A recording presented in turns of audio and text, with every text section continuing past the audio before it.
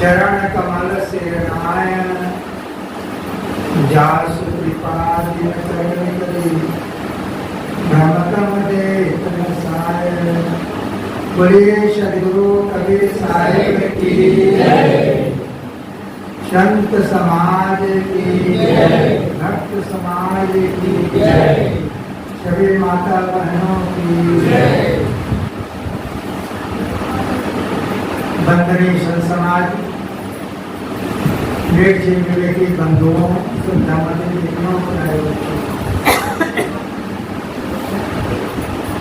कबीर आश्रम भैंसमुंडी में प्रति वर्ष की भांति इस वर्ष भी ज्येष्ठ शुक्ल पक्ष एकादशी को कबीर जयंती पर्व पहले भी संत श्री सुभाष साहब के द्वारा एकादशी को मनाया जाता था और आज भी वह सिलसिला चालू है। आज हमारे बीच सद्गुरु कबीर नहीं है, संत सुभाष साहब नहीं है, लेकिन उनका दिया हुआ मार्ग भी है। आइए सद्गुरु कबीर के 625वें जयंती के अवसर पर हम सब बैठे हैं। सद्गुरु कबीर साहब को समझने के लिए, जानने के लिए दो साक्ष्य हैं। एक तो उनके परंपरा सद्गुरु कबीर साहब शिशु के रूप में काशी के लहर तालाब में नीरू और नीमा को मिला और वही दंपत्ति है, उनका निवास था कबीर चौरा। कबीर चौरा नाम कबीर साहब से ही पड़ा है। वहां पर उस मोहल्ले में ये लोग रहते थे, नीरू और नीमा। वही अपना निवास स्थान में शिशु के रूप में बालक को ले गया। उसका नामकरण हुआ, कबीर नाम पड़ा और कबीर साहब का जो जीवन और दर्शन महान था, इसलिए उस मोहल्ला का नाम, उस चौरा का नाम भी कबीर चौरा पड़ गया। वाराणसी में कबीर चौरा उसका भजन और सत्संग का एक मात्र स्थान था। वैसे सद्गुरु कबीर साहब देश विदेश से आओ फिरा, गांव गांव की खोर, ऐसा जीरा ना मिला लेवर फटक पछोड़। सद्गुरु कबीर चौरा में अपना पूरा जीवन बिताए और साथ साथ जहाँ भी लोग को लाते थे, देश के कोना कोना में और विदेशों में भी जाकर के सत्य का प्रचार करते थे। सद्गुरु कबीर साहब का मूल सिद्धांत है, मानव एक जाति है। दुनिया के कोई भी मानव है, उसका जाति दो नहीं है, एक जाति है और एक जाति में नर और नारी के रूप में है और मानवता उसका धर्म है। मानव के प्रति प्रेम सहानुभूति करना उसका धर्म है और जीव मात्र के प्रति दया करना, किसी भी प्राणी को पीड़ा न देना, पीड़ा न पहुंचाना उसका मानव का धर्म है और आत्मा ही परमात्मा है। आत्मा को छोड़ करके कहीं मनुष्य खोजेगा परमात्मा, कहीं परमात्मा मिलेगा भी नहीं। आत्मा ही उसका परमात्मा है। इन चीजों को बड़ी भांति से जानना चाहें आप तो सद्गुरु कबीर के मूल वाणी बीजक है, बीजक का अध्ययन करें। अंतर ज्योति शब्द एक नारी,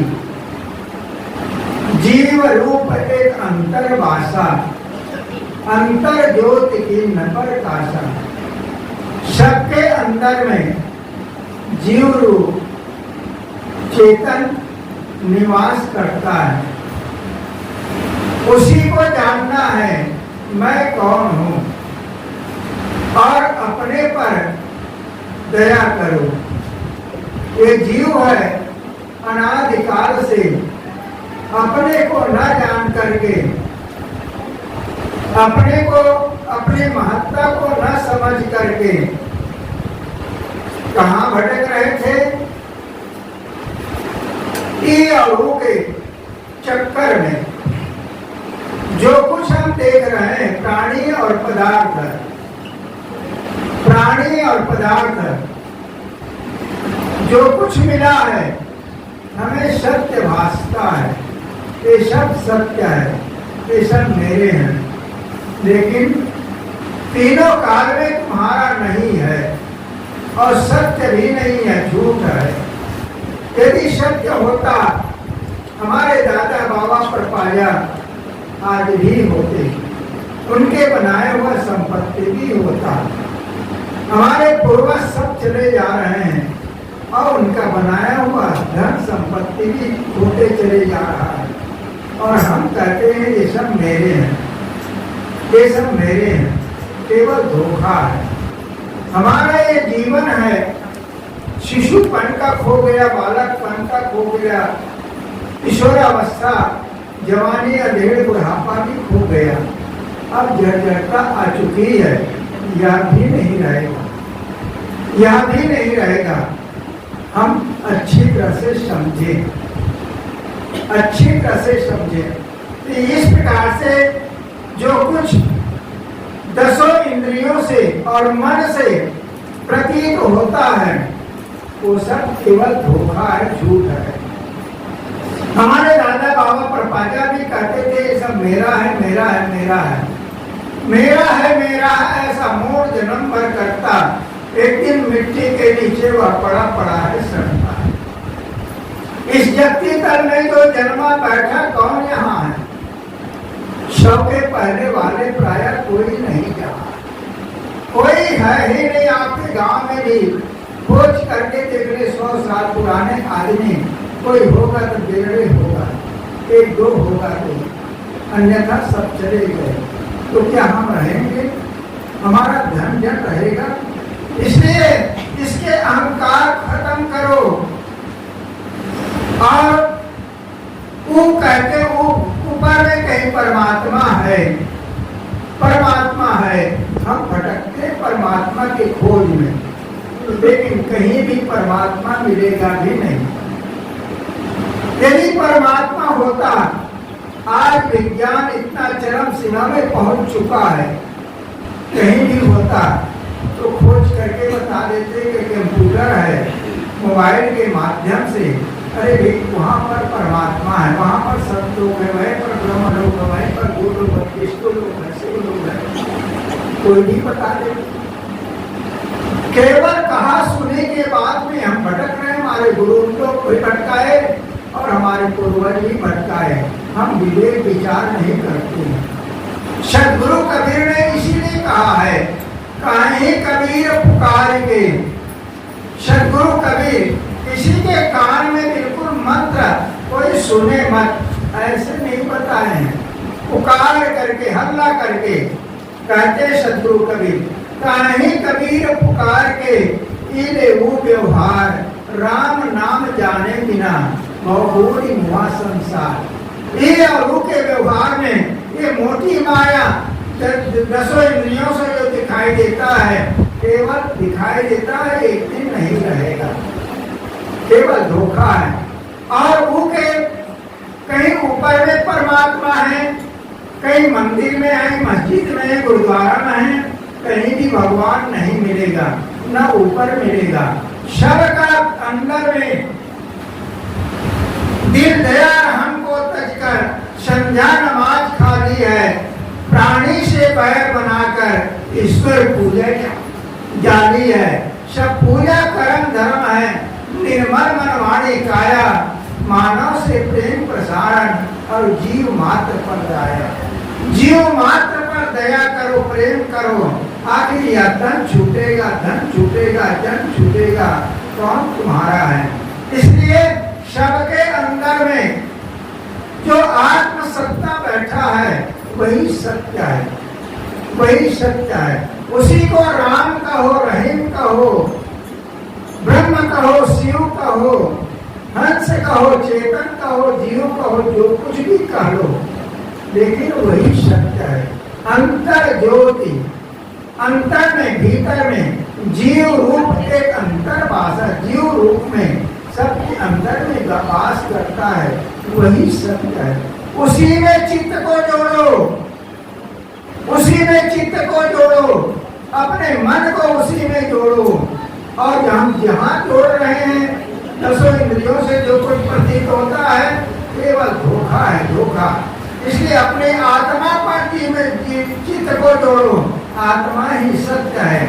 और जो आत्मा में चित्त को जोड़ देगा और बाहर के प्राणी पदार्थों से चित्त को हटा लेगा, निश्चित ही उसके आज मुक्ति ही मुक्ति है। इसलिए गुरु कबीर कहते हैं, अब की बार जो हो चुका कहीं कबीर ताकि पूरी गाओ, कहीं कबीर ते उबरे जाहिन मोह समाए, कोई विहिष्ट जो चित्त न डोलावे, खसमई छाड़ दो जग को धावे। विहिष्ट होना, मुक्त होना बिल्कुल निश्चित है।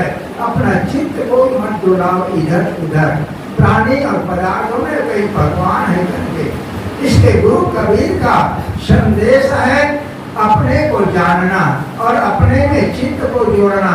हम कबीर जयंती मनाते हैं, लेकिन कबीर जयंती मना करके भी हम भाई भाई में प्रेम नहीं रखते हैं, माता पिता की सेवा नहीं करते हैं, जीव मात्र पर दया नहीं करते हैं। तो कबीर जयंती क्या मनाया? कबीर साहिब के मूल वाणी बीजक है और आप सब बैठे जितने लोग बैठे यहाँ पर कबीर पंथी कहलाते हैं। लेकिन क्या आपके घर में कबीर साहिब के मूल वाणी बीजक का पाठ होता है? सदगुरु श्री अभिलाष साहिब का दिया हुआ 2 खंडों में बीजक व्याख्या है, उसका मनन चिंतन होता है अपने परिवार के बीच में। क्या आप अपने पति पत्नी के बीच में रह करके कबीर वाणी को चिंतन करते हैं? क्या अपने बच्चों को बताते हैं कबीर कौन थे, कबीर ने क्या कहा, क्या किया? आप कभी अपने घर में सत्संग करते हैं? कभी नहीं। तो कबीर पंथी कहे केवल कहलाने से क्या होगा? कबीर पंथी कबीर साहिब के मार्ग में संतों से दीक्षा ले लिए, शिक्षा ले लिए और कभी भी अपने घर में सदग्रंथों का अध्ययन, पाठ, पठन, ध्यान, चिंतन कभी नहीं, तो कबीर पंथी कहलाने से क्या होगा? इसलिए सच्चे कबीर पंथी तो हुआ है सदगुरु कबीर साहिब के बीजक का अध्ययन करता हो और सदगुरु कबीर साहिब के जीव मात्र पर दया करता हो और अपने को जान करके अपने में चित्त को जोड़ता हो, वह कबीर पंथी है और वही सच्चे दिल से कबीर जयंती मनाता है। इसलिए हम सब कबीर जयंती मना रहे हैं तो कबीर साहिब के बताए हुए रास्ता पर भी चले, रास्ता पर चले, अपने को जाने और दूसरों को भी जाने। मैं कौन हूँ, मेरा कर्तव्य क्या है, मुझे क्या करना चाहिए, सत्य क्या है, झूठ क्या है, कौन मेरा है, क्या मेरा है, हर चीज को परखो बंधुओं। एक बार अवसर मिला, केवल एक बार, यह जीव आत्मा के शरीर के पिंजरा को छोड़ करके कब निकल जाए इसका कोई पता नहीं है, कोई पता नहीं है। हमारे पूर्वज चले गए, हमारे पीछे आने वाले साथी संगी भी चले गए, हमारे साथ में खेले खाए वे भी चले गए, सब चले जा रहे हैं। आजकल भी हमारी बारी भी हो चुका, आ गई है, हमें भी जाना है। इसलिए जाने के पहले अपने को जान लो, गुरु कबीर के मूल सिद्धांत को जान लो, तभी तुम्हारा जीवन सार्थक हो सकता है और कबीर जयंती मनाने का सारा लाभ आपको मिल सकता है। इसलिए कबीर जयंती मनाइए, यहाँ से संकल्प लेकर के जाइए और जा करके गुरु कबीर के बीजक का अध्ययन कीजिए और अपने परिवार के साथ सुंदर व्यवहार कीजिए और अपने आप पर दया मेहर कीजिए। अपने जीव कब से भटक रहा है, अनादिकाल से भटकते भटकते आ रहा है और कब तक भटकेगा। अपने जीव पर दया करो, अपने आत्मा पर दया करो, अपने को जानो और अपने में चित्त को जुड़ाओ। और ये संसार के माया मोह है, सब कुछ छूटने वाला है। माता पिता छूट गए, भाई बहन छूट गए, पति पत्नी भी छूट रहे हैं, बेटी बेटा भी छूट रहे हैं, सबको छोड़ के जाना है। इसलिए जाने के पहले अपना चित्त को अपने में जोड़ लो। जो जोड़ लेगा और कहीं भी भटकेगा नहीं। रोटी धोती छाया तो मिला है और आगे भी मिलेगा, आगे भी मिलेगा। संतों का खास काम है सेवा, स्वाध्याय और साधना। ज्ञान, भक्ति और वैराग्य में चित्त को जोड़ करके चले तो उसको पेंशन मिलता रहेगा। उसी प्रकार से गृहस्थ जन है, पारिवारिक हैं, वे भी अपना चित्त को गुरु कबीर के बताए हुए रास्ता पर जोड़ करके चलेगा और साधना भजन में मन लगाएगा, सेवा स्वाध्याय साधना करेगा। रोटी धोती चिंता के लिए सोचना उसे भी नहीं पड़ेगा, क्योंकि पुत्र का धन संचय, पुत्र का धन संचय। पुत्र को आप अच्छे संस्कार दें, अच्छे ज्ञान दें, अच्छे शिक्षा देंगे तो निश्चित वह पुत्र आपका सेवा करेगा। उनके माध्यम से आपका सुरक्षा भी होगा। आप रोटी रोटी छाया का चिंता न करें। यदि पुत्र है तो पुत्र हो गया तो उसका कारण भी आप हैं। आप शुरू से उसे अच्छे संस्कार नहीं दिया, केवल धनी बनाया, धन दिया लेकिन संस्कार नहीं दिया। इसलिए आपका बुढ़ापा दुखमय हो रहा है। आप अपने कर्मों पर विश्वास नहीं कर रहे हैं। कर्म पर विश्वास करो, मौत पर विश्वास करो और आत्मा पर विश्वास करो। आत्मा ही सत्य है। मुझे जो कुछ मिल रहा है मेरे कर्म का ही फल मिल रहा है।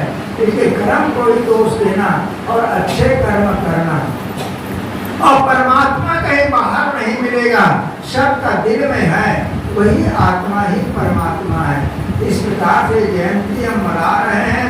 हमें दृढ़ संकल्प के साथ यहाँ से जाएं और अपने अपने घर में विजय का पाठ होना चाहिए, विजय का अध्ययन होना चाहिए और मनन चिंतन करते हुए गुरु कबीर के बारे में अच्छी तरह से जानकारी हो। बच्चों को बताओ, माता पिता को बताओ, पत्नी को बताओ और स्वयं उसके आचरण पर चलो। कभी कभी जयंती मनाना सार्थक है। समय ज़्यादा हो चुका है, मैं अपने वाणी को विराम देता हूँ क्योंकि भोजन का समय है और संतों के विचार भी अभी हमें और सुनने को मिलेगा। मैं अपने वाणी को विराम देता हूँ। बोलिए सतगुरुदेव जय, बोलिए सतगुरुदेव की जय। अभी पूज्य श्री साहेब जी के विचार समाप्त कर रहे थे। अब इस सभा के अंतिम आशीर्वचन के लिए नया पारा